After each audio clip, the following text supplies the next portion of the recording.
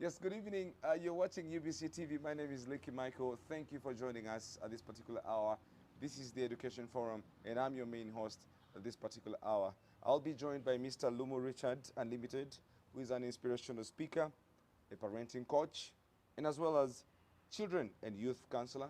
He is a professional teacher as well, and also director of the Seven Dots program, the Golden Time and Positive Parenting Initiative, UG. He joins us this evening to discuss much more about discipline, about raising good children. Thank you so much for joining us, Mr. Lumo Richard. Good to have you on UBC TV. Thank you. Our conversation today will be about the children. And joining me is Mr. Lumo Richard. We'll be amplifying and speaking much more about upbringing of children. A lot of things have actually been, transpiring around the world. Many people have their thoughts of raising their children in different ways, but we want to find out more on how best children can be raised. Joining me is again Mr. Lumo Richard. Thank you for joining me at this particular hour. You're welcome. How have you doing? How are you doing? Not bad at all. I'm very fine. Okay. Yes. Good to have you. Good now, to have you too. This discussion is just going to be about parenting. I want us to understand more. What is parenting to you? To me, parenting, of course, is a situation of having children. I have, we all have the grace to have children with us in our families, and there are some children that we have that are biological, and others are not biological. So they are all children, and staying with them, looking after them, giving the basic needs, also gives you the authority or the grace to parent. So in a nutshell, parenting, that situation where you have your children God has blessed you with to look after, and they are totally under your care. These children can be biological or not biological. Okay. Yes. Quite interesting. A lot of challenges usually come when you are upbringing your child that you gave birth to. And some of those challenges can actually be fixed. I want us to look at upbringing. Now, we need to understand the concept of upbringing a child. What are some of the good examples of upbringing a child? Okay. Thank you very much. Upbringing children these days is quite a challenge. It's a very big challenge to so many people. And there is a difference between the Western way of bringing children and then the African way of bringing up children. In the African setting, we highly values the traditional values. The African setting. There's a difference between the African setting and the Western setting in upbringing children. Now, in the African setting, it is that, and it has always been said that in Africa, upbringing a child involves the whole community. But now the difference is that things are changing somehow, whereby people in Africa want to raise their children the Western way, of which these are totally two different settings. If you want to bring up your child in a complete Western way, definitely you are going to collide with the African way, and especially the people who live with these children or who deal with your children. So the right upbringing should be that you should be in position, one, to be determined to give your children the values, especially telling them the African values, because we all have different backgrounds. For instance, I'm from the Central. The Central, there is a specific way of bringing up children. The Western have their cultures. The Northern, they have even the other Eastern, whatever. So it's very important for us to go back to the drawing board of our traditional setting of bringing up children. That's why the generation of today, or the children of today, we are saying the children of today, and when you compare them with our previous parents or grandparents, there is a very, very big difference. We bring up our children in a way that at some point they will be away from us, because they're not going to be with us full time. No. we shall die today, or tomorrow, or the other day. But the way we've brought up our children, is it proper that they can stay with somebody else? So I believe in the right upbringing. The right upbringing. We go back to the drawing board of what do our values say, the cultures, the norms of bringing up children. Yes. Okay. I understand upbringing evolves a lot. For example, a father is supposed to be a role model. Exactly. What has gone wrong with the parents of late? Oh, what has gone wrong? Now, the world is running so fast. Okay. And most especially when it comes to one, education, two, employment. Those are basically the areas that have made people, the parenting difficult. Because nowadays things are quite hard. There's no money, people have to do lots of things, people are sick, they have to make all ends meet. So, in a nutshell about that, work and education, because someone be like, someone may not be working as a parent, but has to go for education. Maybe he or she got a bursary or a sponsorship somewhere, or wants to upgrade. Definitely, if he or she has children, will have to be left behind. And when it comes to work, we wake up at 5, or some people wake up at 4:30, prepare for work, and then they'll come back in the middle of the night when the children are sleeping. So the interaction between the parent and the child is very, very, very minimal, or is not there at all. Even on Sundays, where you could be like, Saturdays and Sundays, where you could be like, you could be having some free time, a parent has to go for social gatherings, their weddings, you know, they have to get some time off for leisure. So all that has taken away the chance of the right parenting. So fathers are not there, they have to be with the friends, and then the work and the education, as I've said. Of course, as when you look at those two, they're very important. But then family. Family. Unfortunately, the most important thing is the family. You see, if you have no family, then you have no proper roads. Okay. It is totally abandoned. The children are totally abandoned. And then we also send them to school where the teachers will be catering basically for the education bit of it, because the educators will be looking for marks, and the parents will be looking for grades also. And then the schools also where they take the children, also you find that they will also have less time to give to the children in the right upbringing. Why? It's basically the academic way of it. Okay. So you find that nowadays the challenges in parenting are quite many. Why? Because we are not there. The education bit is basically the academics and the grades, and then the employment bit of it, you look at parents who are working overseas or working up country. Even those who are working could be not working up country, but the time, the balance of family, time, work is actually not there. So that's where the biggest problem is when it comes to the right upbringing and the parenting bit of it. Okay. But good enough, there can be some solutions to it. Most especially if a parent is willing and ready to adjust. We call that positive parenting. Positive parenting. Yes. Actually, we are running an organization called Positive Parenting. Positive Parenting Initiative. Why? Because we want to see how best we can help fellow parents groom or prepare children. You see? So that parents are happy, the parents are happy, and the community is happy. You know, if a child is not brought up well, even the community suffers. So we all suffer actually.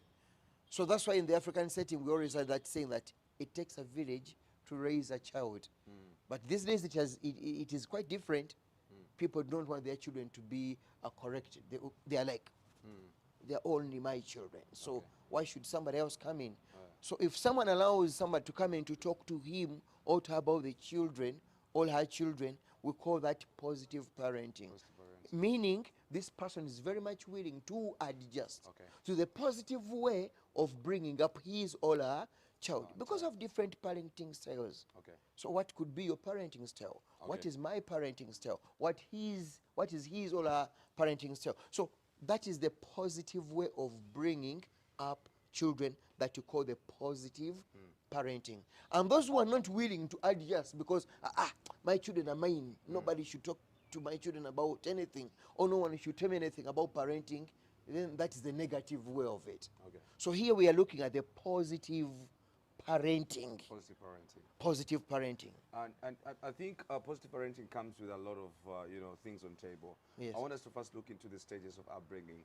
There is what we call the newborn, the infant, toddler, preschool, and school stages. Yes. What could be one of the best stage for us to instill good upbringing? Is it about the school age stage, or probably maybe starting with the newborn, infant, toddler, and preschool? What could be some of the good ways of how we can actually instill a very good upbringing in these stages that we have? Thank you very much for that comment. I mean, for that question.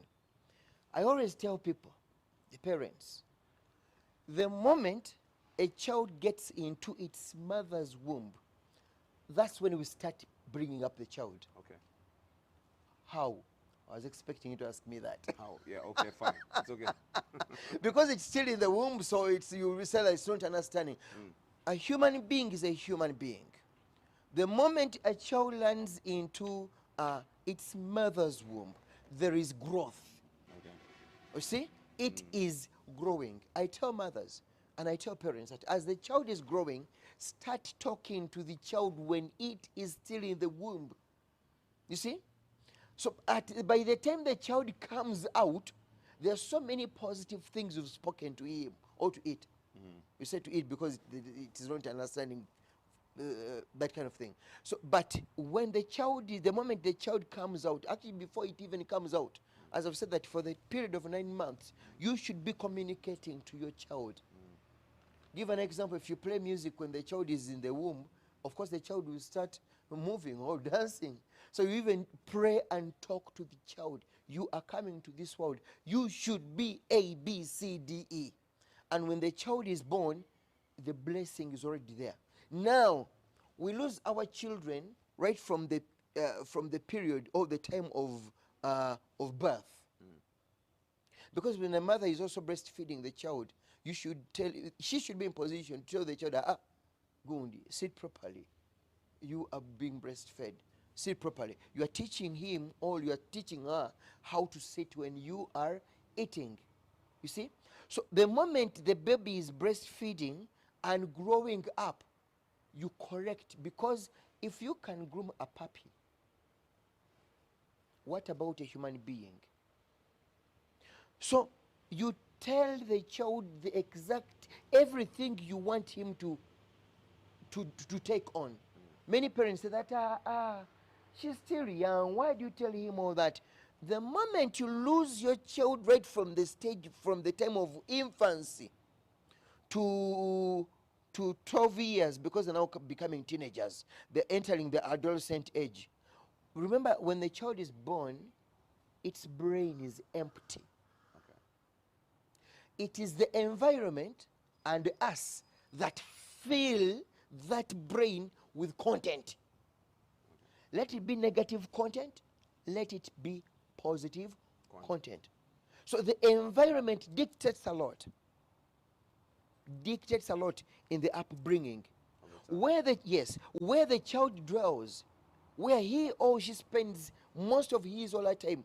And let me tell you this, whatever a child perceives right from the time of infancy to the adolescent age, you'll never get it out of him or her. Never. That is when the old saying comes in, that akacha mamera. So the mamera is the one when he or she's growing, when he is coming to the teenagehood, you're going to see it. If it was negative, that is when you are going to fight with your child. You will really fight. Did you see the father at the other some place who was beating up his child and was crawling him in a mosquito net? The boy is 12 years. No, the father beats him. That is the sign of bad parenting. What you did not teach the child at the time of infancy, and when it reaches the time of adolescent age, it is very hard to get it out. For instance, I will ask, what do you remember in your childhood stage? You tell me lots of stories. Lots of stories, yeah, interesting stories. Yes. Interesting. And then you'll be like, I didn't do that when we were still young.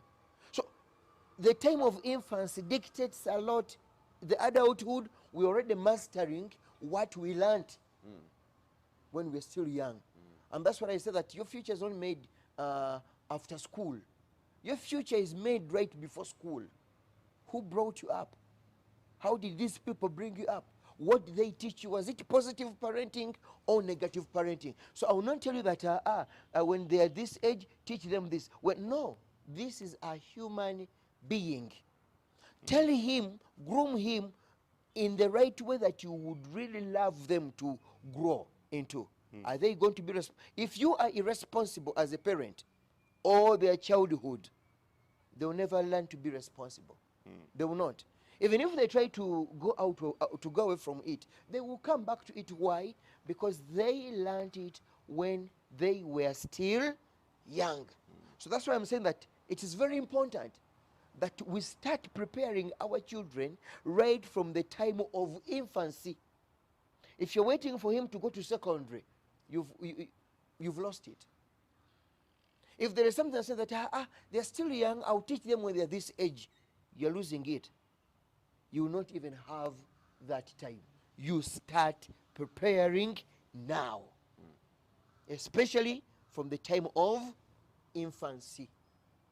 Kindergarten, primary, secondary. Secondary, they're actually implementing what you taught them from the time of infancy when they were children. Yes, because at 12 now they're entering the adolescent age and then the adulthood. Okay. Yes, sir. So back to your question, it's not that start at this time or do this at this. Start right away. When the child is still in the womb. Quite interesting. When it comes out, you do the implementation. All right. Ladies and gentlemen, you're still watching UBC TV, and this is the Education Forum. And our focus today is about upbringing children. And I have Richard Lumu here next to me. We'll be delving into much more of the topics that we really need to know about the kids' health. There is what we call boosting your child's self-esteem. And all we need to know is that kids start developing their sense of self as babies when they see themselves through their parents' eyes. I want us to talk about actions of parents. I mean, what could be some of the quick examples that parents need to portray to their children in terms of boosting their self-esteem? Thank you very much. One of the most important, there are quite a number, but one of them is, how do you parents relate? Relationship between you as the parents, the mother and the father. How do you communicate to each other? How is the peace? How is the environment they are dwelling in? Believe me, if it is a fighting scene or a quarreling scene, they will definitely pick that up. Actually, their brains are like a sponge. I believe you've ever dipped a sponge in water. The sponge is dry, and of course it's not wet at all. So when you dip it in water, it comes with a lot of it. Actually, it spills out. So the environment, the water, that is the environment. And then the sponge, take the sponge as the child. When you dip it in the environment it is dwelling in, definitely it will pick up everything. Just like a magnet, if you put it around here, it will attract all the metallic things around it. So the children will pick up exactly how mommy and daddy are behaving. You fight, they will fight.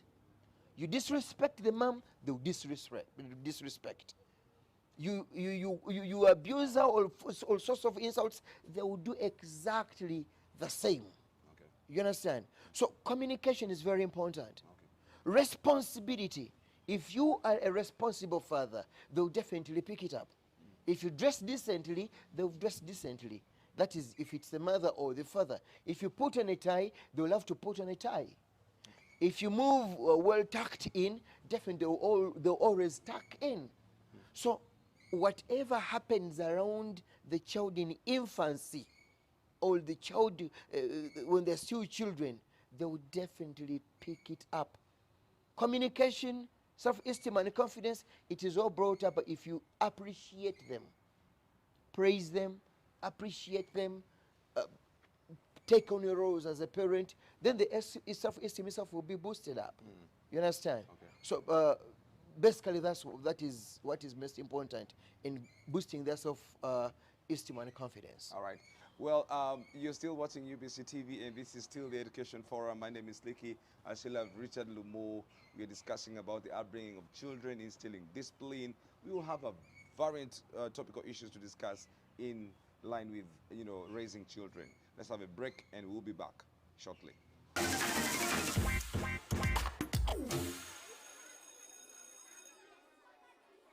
Yes, a very good evening again. Welcome back from the break. My name is Licky. We are still here at UBC Studios, and you're watching the Education Forum. And next to me is Mr. Richard Lumu, who is really trying to instill the good characters of raising children. Now, the world has evolved. So many things have actually been coming on. For example, social media. Upbringing is not necessarily for one person. A lot is actually involved. The government has its laws. The community has its aspect of actually taking care of children. But I want us to understand more on how we can instill discipline. Where do you think we can start in instilling discipline to children? When you send children to school, it is basically the academic bit of it. Very few schools are interested in disciplining. Very few. Actually, if your child misbehaves, they will send him back to you. In Uganda, there is a saying that echidiba chiddawa abacho. So this child, everyone has failed. If everyone has failed, then what happens next? They bring him back to you, or they bring her back to you. Why? Because you are expected to be the starting. You are the starter. You understand? You are the light.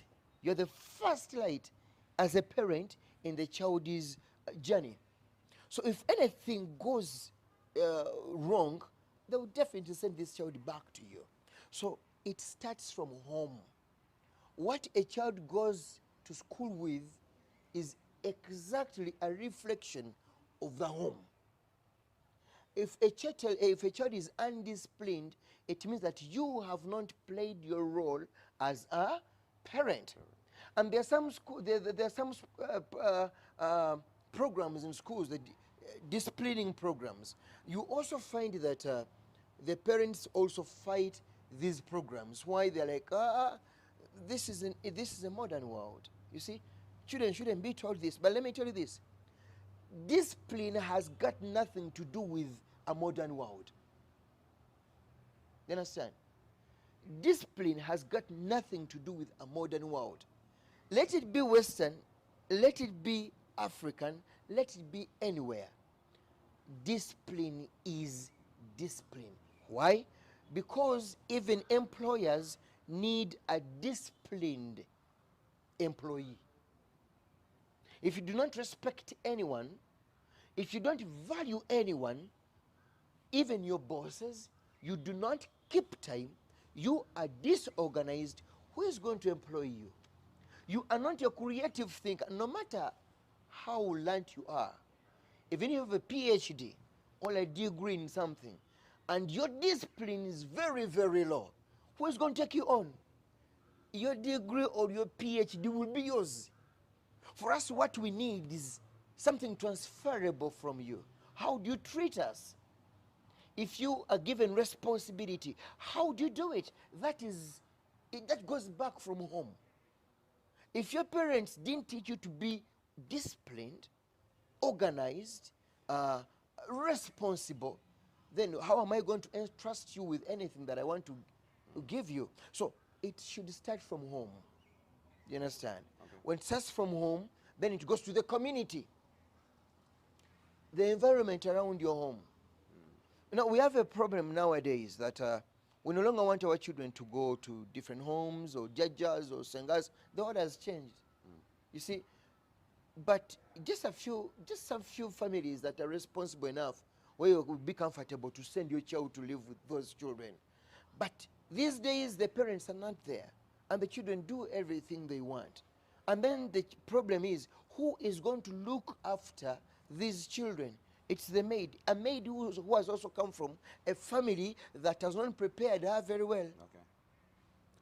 Everyone wants a maid who is very active, who is very sharp, who is hardworking. But we employ maids who are like that because they were prepared by responsible parents.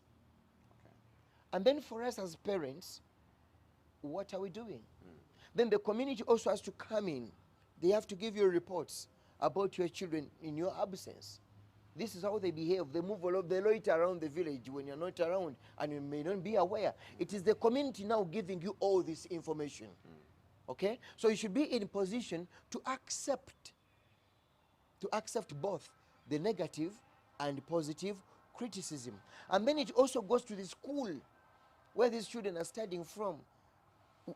Long time ago, we used to know that a child or a student is a very disciplined one. But today it's a different thing. The children in schools are totally undisciplined. Totally. You understand? So the schools are basically looking at the academic bit of it, and that's it. And when we get back home, nothing much is done. Okay. And then we happen to lose everything in that aspect. Okay. Well, some of the big items that I feel that you should touch on, Mr. Richard, is about work and parenting. Many parents have actually chosen work over raising their children. I want to look at how best can working parents connect with their children. How best can they give an opportunity to the growth of their children? I mean, how do we balance these things out? Now, that is quite challenging nowadays. I will not tell people that you're not giving children time, you should give them time. People will tell them that, man, we need to look for school fees. Okay. A kindergarten child pays 1 point something. You see? So he has got about 3. And then the primary. So, as I said earlier on, the world is moving so fast and things are changing very fast. We need money. Okay. People need money. Now, I will not tell people that stay home and look after the children. Yes. They have to look for money, as I've said, to make all ends meet. But then there are some ways working parents can connect with their children. For instance, I'll give you an example. Anytime you get when you are back home, don't just sleep. At least make sure you go back home earlier when your children are still awake. If it totally fails, get a weekend. And that weekend should be a totally uninteractive weekend. Put the phone away. Put the laptops away. It's now their time. Give them the time. Ask them some questions. I'll give our viewers and listeners some few questions that you will ask your children so that they connect easily with you. Questions like, how have you been today? And with a smile, how have you been today? They will explain. They will know that you are actually interested In learning about in learning. What have they gone through? That's why so many times lots of things happen to our children and we don't know. And after all this has happened, we cry foul. Oh, my children, what wrong, dear God? And by the way, there are some people who only focus on prayer. God, protect my children. God, only prayer, and they're not doing it. Let me tell you this, my viewers. No matter how much you pray and you're not doing anything about what you're praying for, it won't happen. Those miracles are not there. Pray as you do something. Pray as you see, you show us your responsibility over your children. Don't just pray and then thinking that things will happen by themselves. No. Do as you pray. You get it? So ask them questions. How have you been? What has challenged you today? What has made you cry? What has made you happy? You see, they will list everything. But sometimes they come to us and like, cut the crap, I'm tired. Don't tell me, go back. You have Rugambo. And then the child's esteem and the confidence is totally lowered by you, the parent. After that, you cry and say that my child is not confident enough. But you are losing all the communication between you and the child. So it shows that you are actually interested in knowing how he or she has been throughout the day. You as a parent, they'll actually open up and tell you everything. Another question B, is there anything you want to tell me that might be hard to say? Is there anything you'd like to tell me that might be hard to say? The child will compose him or herself very well, well knowing that you are actually interested. You can actually even call them in your bedroom, or as you walk around the compound, or at the dining. When you are alone with your child, give them uninterrupted time. If you do that on a weekly basis, these children will tell you everything you want, right from what has happened in the morning up to the evening. There are things that happen in school buses that we don't know. But our child goes in the school van on a daily basis. But because we've cut the communication between the child and us, they will not tell us. And we are not going to know. And a lot of things are happening. Even at school, lots of things, injustices are done to them. And we don't know. And when the problems have really come, and they are really hurting us so much, that's when we cry and cry and cry, and then we get time to sue the school, to sue the shuttle, to sue everyone who has hurt our children. But then it goes back to you. What did you do? Okay. So as a working parent, make sure that you follow up on everything. Your communication. Ask them those questions. How have you been? How are you? What has been hard for you to say to me? Okay? What happened at school? Okay? But now we leave everything to the TV. We make sure that TV is connected. Make sure that we give them tabs. We make sure they have phones because it's a modern world. A lot has happened when it comes to TV and the phones and the tabs. And then after everything has happened, then we cry. It goes back to us. What have we done in that time as working parents? Because we've got to work. That's inevitable. So, if we learn to connect parents, if we ask children questions of that sort, if we walk around with, by the way, there are some parents who happen to think that on a weekend, take them to Didi's World, take them to a beach, take them to Freedom City. It's not bad. But that's not enough time for you to interact with a child. What is important is this one-on-one when you're available. On-on-one basis. Yes. What could be some of the hours needed? Do we need like an hour or 30 minutes or 5 minutes?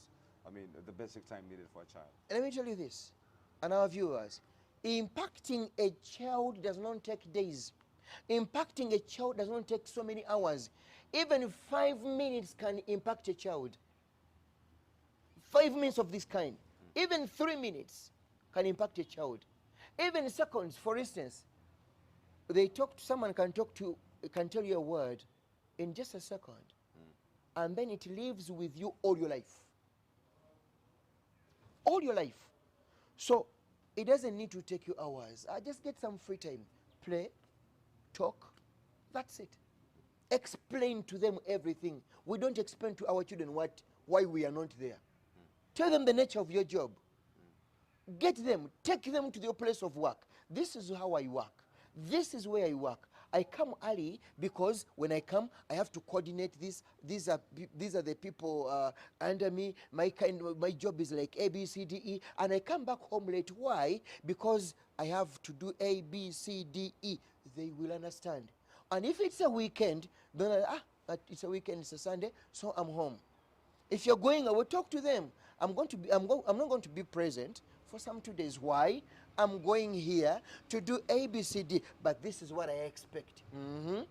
I expect to find home clean, no fights, no, just to make sure that I find everything well done. Okay. And the children put that in mind, well knowing you make follow-up. And if you come back and don't make follow-up, they'll say, Dad is like that. Okay. He will say or do nothing, or mommy, and then you've lost it. So impacting a child takes a few minutes. And remember, some children have their attention span is small, is little. So if what you tell them in the first 20 minutes, Okay. sometimes if you go beyond them, they'll lose their attention. Okay. Yeah. Well, I understand. Besides, upbringing, discipline, work, and parenting, you highlighted a few things about the environment. But of course, we've not gotten deep into the environment where we should be able to put our children and raise them perfectly. I would love you to list some of the good environmental statuses that are actually needed in raising children, and how best can we fix our environment to capture the children ideas and all that. The environment Yeah. is very crucial. As I said that it's like if you put a magnet here, it will definitely attract everything metallic. An environment where your child grows in one should be an environment that appreciates a child's weaknesses and strengths. Okay. Just like you at your workplace of work. You are much connected to people who you feel understand you. If somebody understands your child, appreciates them, loves them, prays for them, gives them responsibilities, that environment makes the environment, of course consists of people and the other things around it. It matters a lot. For instance, if a child grows up in an environment that is full of alcohol, definitely the child will be attracted to alcohol at a tender age. So the environment should be loving, entertaining, interesting, educative, prayerful. There the child, actually also challenging, an environment that gives children a task. Do this, do this, do this. Because also an environment that doesn't give a child a task but sleeps all the time, there's nothing to do, then that environment is not good for a child to grow up in. So if you embrace an environment that has those characteristics, all elements that I've talked about, then your child is good to go. All right, still watching UBC TV, and this is still the Education Forum. My name is Licky. I'm still with Mr. Lumu Richard here, talking to us, and we want to have a very short break, but we'll be back to share much more about instilling good discipline, good upbringing of children. Keep watching UBC TV. Thank you. We'll be back soon.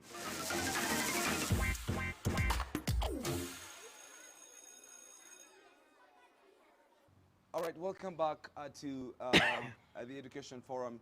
You're still watching UBC TV. My name is Licky Michael, your host for this evening. And I have Mr. Richard Lumu here speaking to us about instilling good, upbringing of children and all that. Well, I want us to go to the aspect of discipline. It cuts across.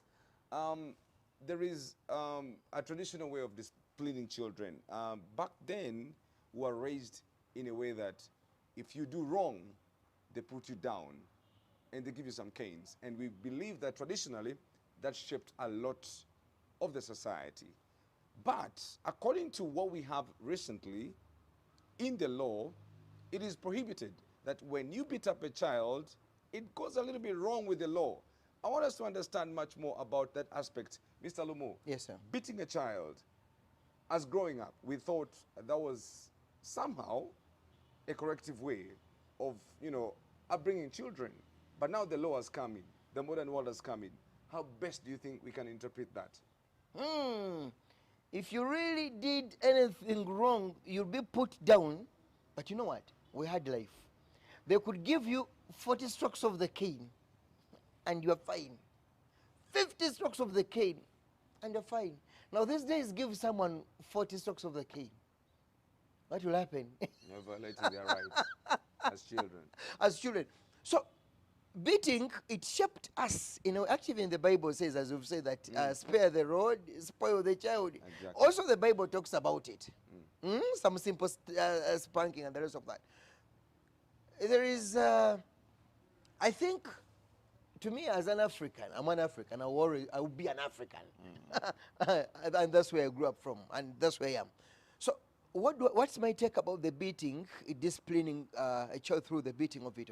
I think it's not something that is that should be used often, but to some extent, if there need be, and you don't spare the rod, you can give like a one.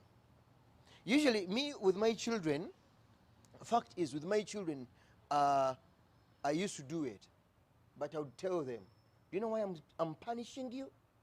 Yes. Because of ABC. I'm punishing you. Why? Why am I punishing you? I did this and this and that. I'm not forgiving you. Dad, I'm sorry, I'm not forgiving you. Lie down. Pa? A responsible one, not a hard one. And then they will know that Dad has punished me because of A, B, C, D, E. But then there are also so many other ways of disciplining the children. For instance, talking to them. You know, there is a way we talk to our children not authoritatively. Okay. As a parent, when you are talking to a child, you have the authority over this child. You have the authority, undisputable. So what we are lacking as parents, we also don't believe in ourselves as parents. You see, some parents, when they talk to their children, and the children, and you know, children use it as a blanket or a cover or a shield. When you're talking to them, they cry, and you also see the parent crying. You know what, my child, I'm telling you this because I love you. Please don't cry, please. No, you see the parent begging the child, and the parent also says, I'm sorry for punishing you, my son. You also made me do that. You are losing your esteem as a parent. Okay. If you're authoritative,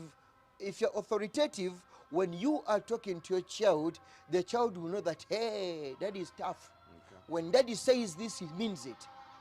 When mommy says this, she means it. Stick to your word as a parent. Be firm, be tough. Okay. Show them that you can actually punish them. We can't live in a world without punishments. Punishments have to be there. Because if we do not punish our children now, the world will punish them by putting them in correction centers. You see? Who wishes his or her child to be in prison because of not being punished when he or she was young? So talk to the child authoritatively. I will not say talk to the children. Talk to the child authoritatively. Let them know, mommy and daddy can do this to me. But there are some children who do wrong, and they, especially in schools. And when you say, I'm going to report you to your father, the child will even laugh. You can report my father. Actually, the child will even report himself or herself. It shows that you are failing as a parent in disciplining this child. The moment the child loses a sense of respect in you, his or her mother, what else is left? Nothing. Okay. And those are the kind of children who will beat you up as a parent.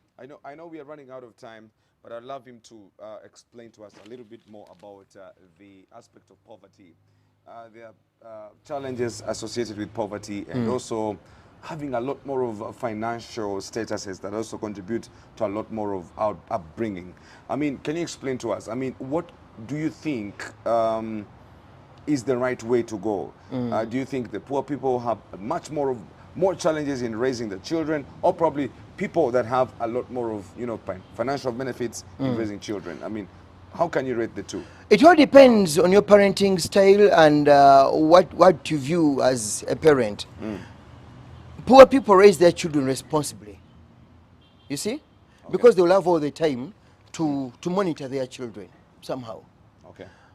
Very, very rich people, very few of them will have time for their children, to talk to them, to do ABCD, because they've got to to supervise a number of things.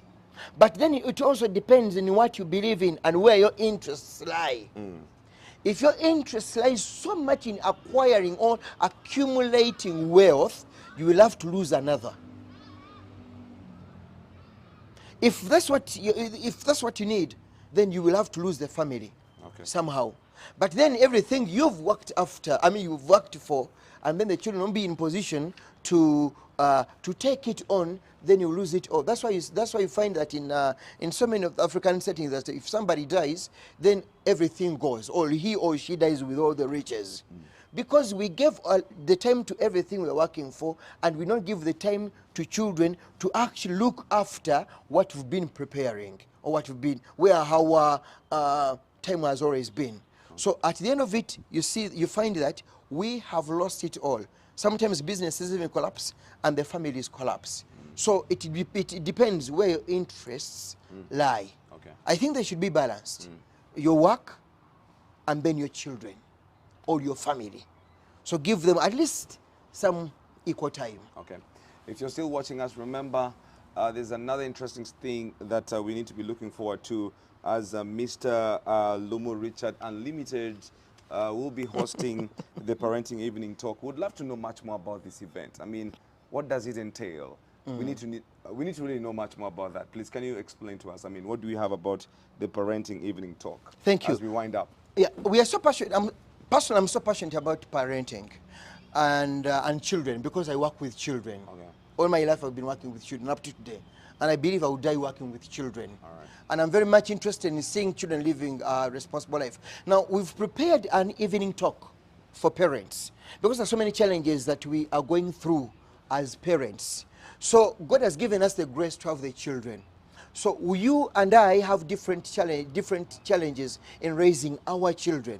So we have organized this evening talk on the 24th. On the 24th of this month, August, this year, 2024. It will be a Saturday. It's going to run from 2 to 5. We are going to be discussing challenges that are affecting us as parents. Okay. Today. All right. Today and tomorrow.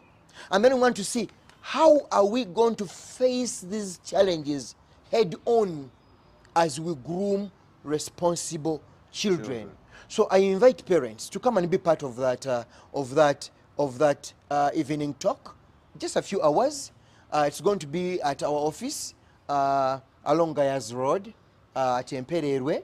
There is a Kado petrol station, then Mavo's Academy, just off Komambo, Gayaza Road. So yeah, that's where we are going to be. Okay. So parents, I invite all of you to come and be part of us. Let us discuss what is challenging us today as parents, how to face those challenges, the solutions to them, and how to better live with our children. Because it doesn't matter where you take your child, no matter how much school fees you pay, no matter how rich you are or poor you are, at the end of the day, our end goal is raising responsible children. Right. So I invite all of you, our viewers, to be part of us. Thank you. Now, if you'd love to really learn much more about raising children, please get in touch with Mr. Richard Lumu Unlimited. You didn't mention that name, Unlimited. That's your name. Yeah.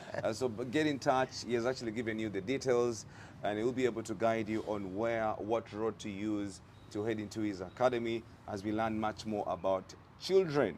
How raising children is beneficial to the society. Well, thank you so much. That has been your education forum for you. My name is Leaky Michael, and together with my guest, Mr. Richard Lumu Unlimited, who happens to come here today to guide us on how to raise good children. And we'll be able to maybe speak to him maybe some other time. But that has been a very interesting conversation we had with you. Thank you. Thank you for taking your time coming to UBC TV. We'll be back again. Remember to watch us every Saturday, every evening from 4 p.m. And get closer to the national broadcaster. We have yourselves a very good evening.